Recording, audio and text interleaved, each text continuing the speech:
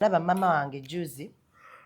twagenzeeyo okumulabaye omanyi bwe nage disturbed ngendako wemba nkukubiddeko lusi nengendako ne wakekiweka nenjogerako naye nangamba nabadde wano nempitako waneno mu kitabo kya Katonda nensangamu bunooti bwe nawandika nga mpandika ebintu bye nali nsaba guno omwaka n'agamba wembiraba ebimu ng'abikuwa Katonda nsanyuka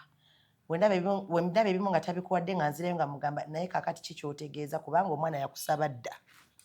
lwaki tomuwa ebintu bye yakusaba maama agenda namuyombesa namugamba mbadde nsaba obeereko serious omwana yakusaba nti kino nakino guguno omwaka guli mu kuggwako wadde nga amwebaza ebimu byabankolera namugamba twongeremuko ku maanyi wetuukira mu 2026 omwana omuwa ebintu byabakoze eki kati mwe muli eyo mutambuza erinnya lyange mu masabo my mother is praying akaguno nga tegunnaggwako nja kugulirayo ekirabo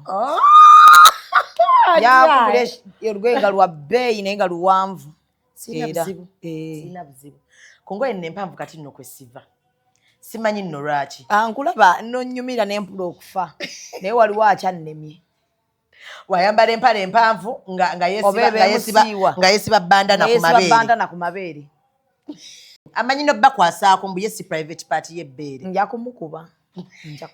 lwe namusanga akikola nja mukuba oluyi namusanga akikola naye but you guys I'm so proud of you ne Faye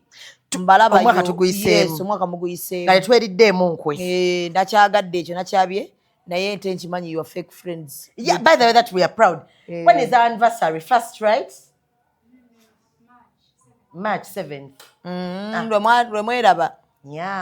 ebambi either that's why I was being a side chick kati bana side chick association weri ani agikulya Faye kati